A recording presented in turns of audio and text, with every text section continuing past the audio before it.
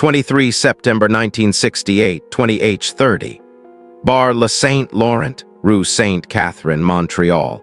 Dans la fumée des cigarettes et la musique de Leonard Cohen, un homme élégant aux cheveux noirs sirote un whisky au comptoir. Jacques Mesrine, 32 ans, vient d'arriver au Canada pour fuir la police française. Il s'y sent seul, perdu dans cette ville inconnue.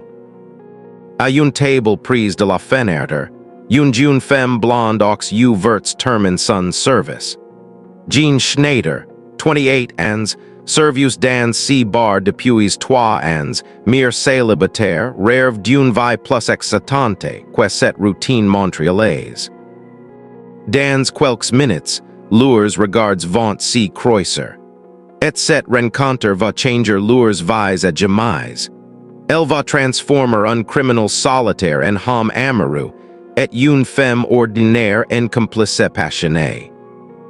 Voici l'histoire vraie du plus grand amour de Jacques Mesrine. Une romance qui a commencé dans un bar de Montréal et qui a défini le reste de sa vie criminelle. Pour comprendre cette rencontre extraordinaire, il faut d'abord saisir l'état d'esprit de Jacques Mesrine en septembre 1968. Il vient de débarquer à Montréal après avoir fui la France où la police le recherche pour une série de cambriolages. À 32 ans, Mesrine n'a jamais vraiment connu l'amour. Certes, il a eu des femmes, des aventures, des liaisons passagères, des relations intéressées. Mais jamais cette connexion profonde, cette complicité absolue dont il rêve secrètement. Jacques Mesrine, sous ses airs de dur, cache un romantique qui attend la femme de sa vie. Ce soir-là, au Bar Saint-Laurent, il traîne sa mélancolie de homme en fuite. Le Canada lui offre une nouvelle chance, mais la solitude pèse lourd sur ses épaules. Il observe cette ville où tout le monde parle français avec un accent chantant, où les femmes ont cette élégance naturelle des Québécoises. Jeanne Schneider essuie ses derniers vers de la soirée. Elle a divorcé il y a 2 ans d'un mari violent, élève seul sa fille de 8 ans, Marie-Claude et gagne difficilement sa vie comme serveuse. À 28 ans, elle a gardé cette beauté fraîche des femmes du Québec, mais la vie elle a endurci. Encore un whisky, demande-t-elle à ses clients élégants qui boit seul depuis une heure. Jacques lève les yeux. Le regard de Jeanne le frappe comme un éclair. Ses yeux verts pélatés d'or où il lit une mélancolie qui ressemble à la sienne. Cette voix douce, avec cet accent québécois qui elle enchante immédiatement. Avec plaisir, répond-il. Mais seulement si vous acceptez de le boire avec moi. Jeanne hésite. Si n'est pas dans ses habitudes de boire avec les clients. Mais quelque chose dans le regard de cet homme l'intrigue. Il n'y ressemble pas aux hommes d'affaires ordinaires qui fréquentent le bar. Il a cette élégance européenne, cette intensité dans le regard qui la trouble. Je termine dans 10 minutes, dit-elle finalement. Ces 10 minutes paraissent une éternité à Jacques. Il observe Jeanne qui finit son service, remarque ses gestes précis, sa façon de sourire aux autres clients, cette grâce naturelle qui elle émute. Il sent que quelque chose d'important va s'y passer. 21h00. Jeanne s'assoit face à Jacques avec un verre de vin blanc. Ils s'y regardent quelques secondes en silence, comme est-il s'y reconnaissent après une longue absence. Vous n'êtes pas d'ici, dit Jeanne. France, Paris plus précisément, et vous êtes né à Montréal. Québec, j'ai grandi dans la vie à Québec, prise du château Frontenac. Et questi qui amène un Parisien élégant dans notre belle province. Jacques sourit. Il n'y peut pas dire la vérité qu'il fuit la police française qu'il est un criminel en cavale. par Encore. Les affaires, et l'envie de découvrir le nouveau monde. Cette réponse évasive n'échappe pas à Jeanne. Elle devine que si hom cache quelque chose. Mais loin de l'inquiéter, si Mr. L attire davantage. Ils parlent pendant du heures. De Paris quel rêve de visiteur, du Québec quel découvre avec émerveillement. De littérature ils aiment tous les du français sagan. De cinéma ils ont pleuré sur un homme et une femme de Claude Lelouch. Cette complicité intellectuelle surprend Jacques. Les femmes qu'il a connues est intéressantes à son argent, à son danger, à son statut de rebelle. Jeanne, elle, aime sa culture, son esprit, sa sensibilité. Il faut que j'y rentre, dit finalement Jeanne. Ma fille m'attend. Jacques sent son cœur si serré. Cette femme a une fille. Elle a une vie des responsabilités. Comment peut-il s'immiscer dans cette existence tranquille avec son passé de criminel? Puis-je vous revoir? Demande-t-il malgré tout. Jeanne le regarde longuement. Elle devrait dire non. Si hom dégage quelque chose de dangereux, d'insaisissable. Mais elle n'a pas ressenti cette émotion depuis son divorce. Cette sensation d'être vraiment regardée, vraiment écoutée par un homme. Demain soir, mère m'hura, dit-elle en s'y levant. Le lendemain, Jacques arrive avec une hura d'avance. Il a écouté des fleurs, des roses blanches que. Il tend timidement à Jeanne. Si geste la touche. Depuis combien de temps un homme ni lui est-il par offert de fleurs? Cette deuxième soirée est encore plus intense que la première. Ils s'y racontent leurs vies, leurs rêves, leurs blessures. Jeanne parle de son mariage raté, de sa solitude, de ses craintes pour l'avenir. Jacques évoque son enfance à Clichy, la guerre d'Algérie, sa difficulté à trouver sa place dans la société. Il n'y ment pas. Il occulte simplement ses activités criminelles. Avec Jeanne, il peut être l'homme qu'il aurait pu devenir, cultivé, sensible, amoureux. La troisième soirée, il s'y promène dans la vie à Montréal. Jacques découvre cette ville magnifique aux bras de Jeanne qui lui raconte l'histoire de chaque rue, de chaque bâtiment. Ils s'embrassent pour la première fois sur les quais du Saint-Laurent, avec les lumières de la ville qui s'y reflètent dans l'eau. Si baiser révèle à Jacques une émotion qu'il n'a jamais éprouvée. Si en est pas seulement du désir, c'est quelque chose de plus profond. Une connexion dans qui le bouleverse. J'y crois que j'y tombe amoureux, murmure Jeanne contre ses lèvres. Moi j'y sais que j'y le suis, répond Jacques.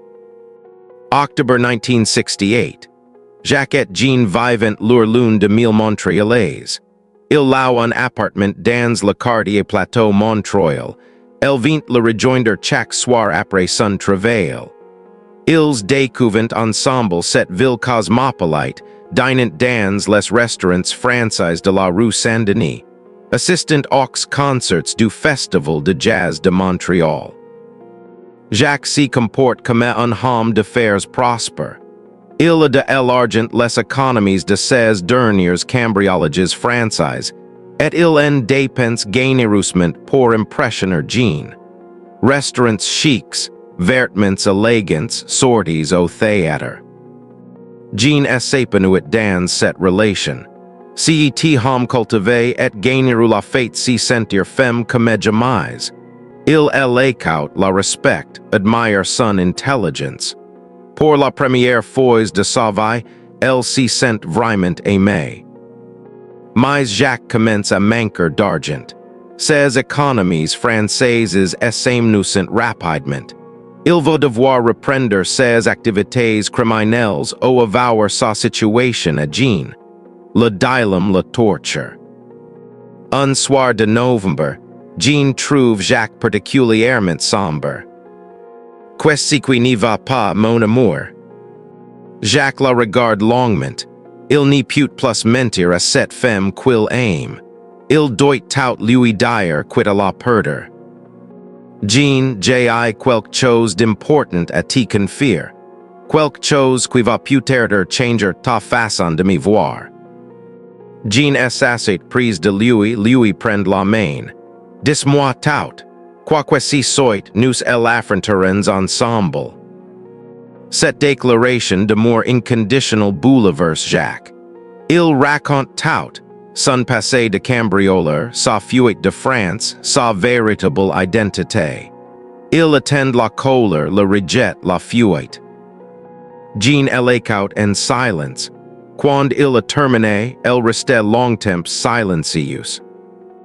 Tu es vraiment Jacques Mesrine. Le Jacques Mesrine dont parlant les journaux français. Oh oui. Et tu me le dis parce que tu m'aimes vraiment. Parce que je n'y peux plus te mentir. Et parce que je n'ai plus d'argent pour continuer cette comédie.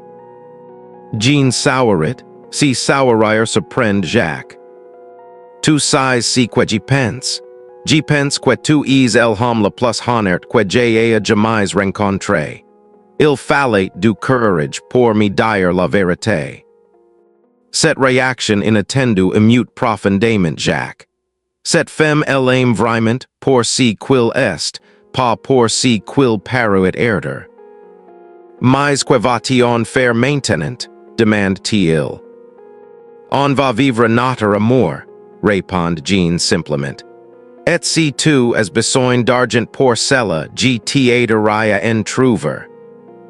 Cette phrase marque le début de leur association criminelle. Pas par appétit du gain, mais par amour. Jeanne va devenir la complice de Jacques parce qu'elle refuse de le perdre. Décembre 1968. Jeanne aide Jacques à préparer son premier braquage canadien. Elle repère les banques, étudie leurs habitudes, prépare les itinéraires de fuite. Cette transformation de femme tranquille en complice criminelle la fascine elle-même. Je découvre une partie de moi que je n'y connaissais pas, confie-t-elle à Jacques. Cette vie d'aventure si risquée permanente, c'est excitant. Tu en as pas peur? Avec toi, jamais. Cette confiance absolue touche Jacques au cœur. Pour la première fois de sa vie criminelle, il n'y se sent plus seul. Il a un partenaire qui le comprend, qui partage ses risques, qui croit en lui. Leur premier braquage ensemble est un succès total. Jeanne conduit la voiture de fuite avec un sang-froid remarquable. Jacques découvre qu'elle a des talents naturels pour ce type d'activité. Tu es né pour ça, lui dit-il en l'embrassant après l'opération. Non, je suis né pour toi, répond-elle. Janvier 1969. Jacques et Jeanne forment le couple criminel le plus efficace du Canada. Leur complicité amoureuse se double d'une complicité professionnelle parfaite. Ils se comprennent d'un regard, anticipant leurs réactions.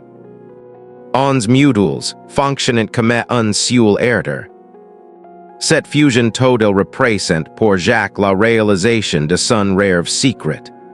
Il a trouvé la femme qui non seulement elle aime, mais qui partage complètement sa vie, y compris sa face sombre. Leurs soirées sont d'une tendresse infinie. Après leurs journées de travail, ils se retrouvent dans leur appartement comme un couple ordinaire. Jeanne cuisine, Jacques lit, ils regardent la télévision enlacés sur le canapé.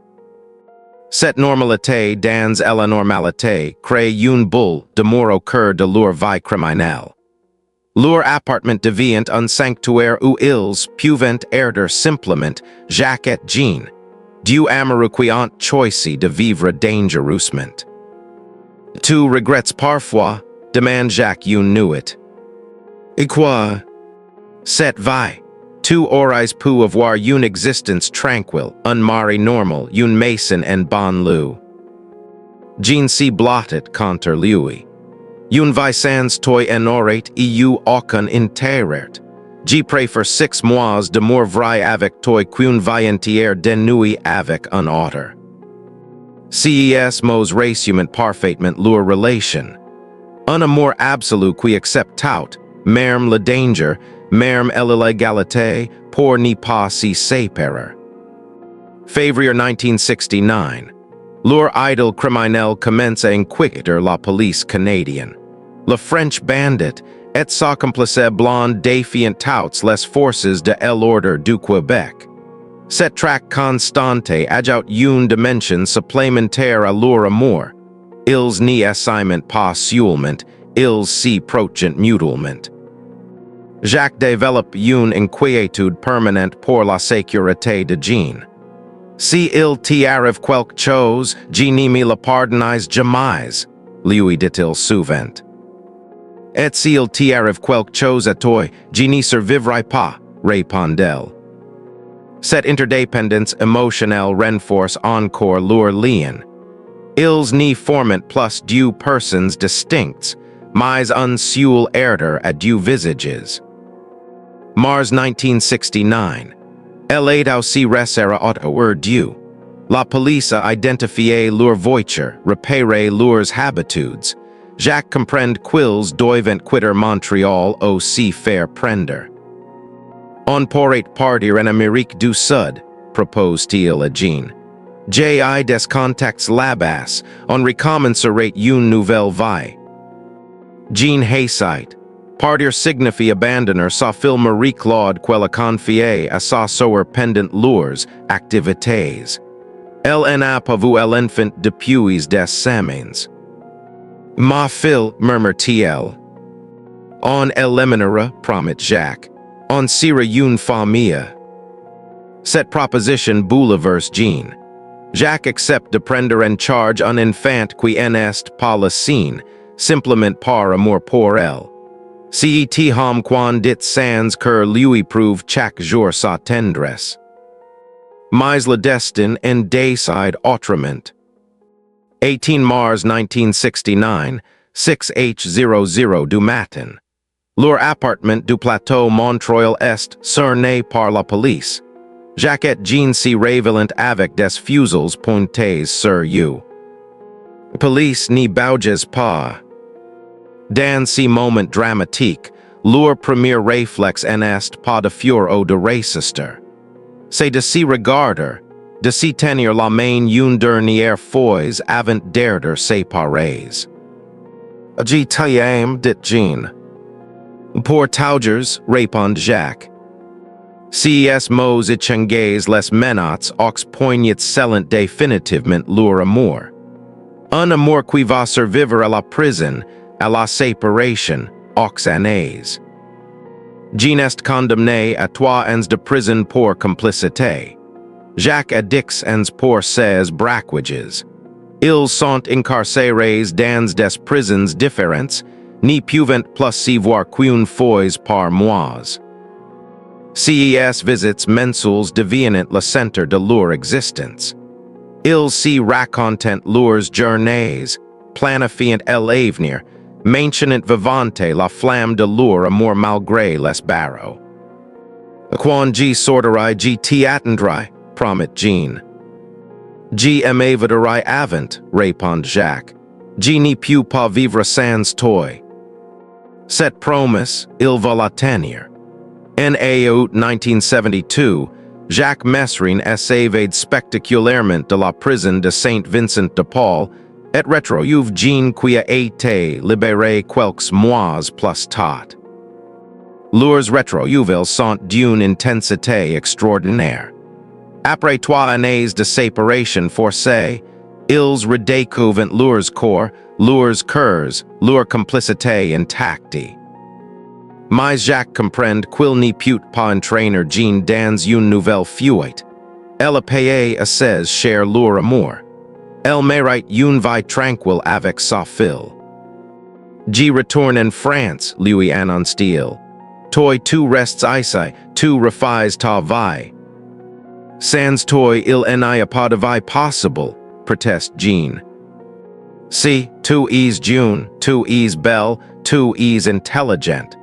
Tout trouveras un homme qui t'aimera sans t'entraîner dans ses crimes. Cette séparation volontaire révèle la grandeur d'âme de Jacques. Il renonce à son grand amour pour protéger la femme qu'il aime. September 1972. Jacques Mesrine quitte le Canada et Jeanne Schneider pour Taugers. Leurs adieux sur le quai de Montréal sont déchirants. Ils savent qu'ils ne se reverront probablement jamais. Tu resteras l'amour de ma vie, lui dit Jacques.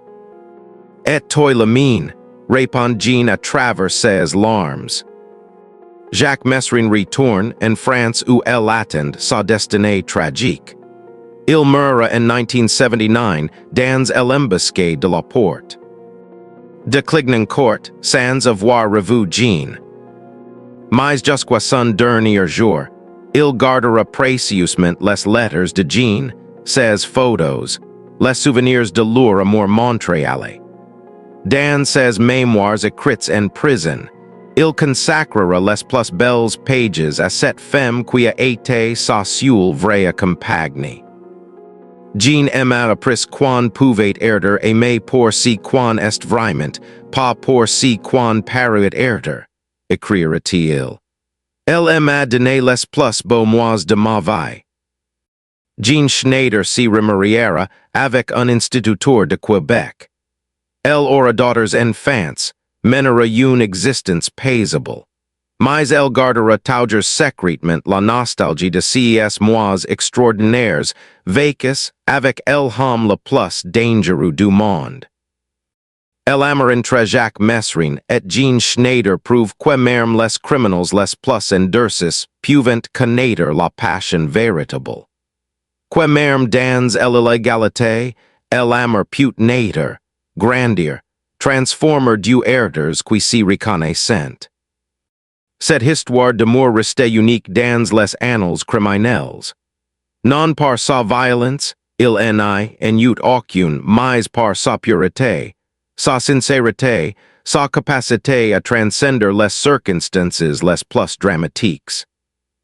Jacques Mesrine avait trouvé en Jeanne Schneider la femme de sa vie. Elle avait trouvé en lui l'homme capable de la faire se sentir vraiment vivante. Leur amour n'a duré que quelques mois, mais il leur a donné à tous les deux l'émotion la plus forte de leur existence. Un amour né dans un bar de Montréal, et qui a prouvé que même les cœurs les plus sombres peuvent s'illuminer quand ils rencontrent leur moitié. Cette reconstitution est basée sur les témoignages de l'époque et les mémoires de Jacques Mesrine où il évoque longuement sa relation avec Jeanne Schneider. Leur histoire d'amour est documentée dans les archives judiciaires canadiens. Si continua été créé avec l'assistance d'intelligence artificielle et ne glorifie aucune activité criminelle. Il s'agit du récit d'une relation humaine authentique dans un contexte criminel.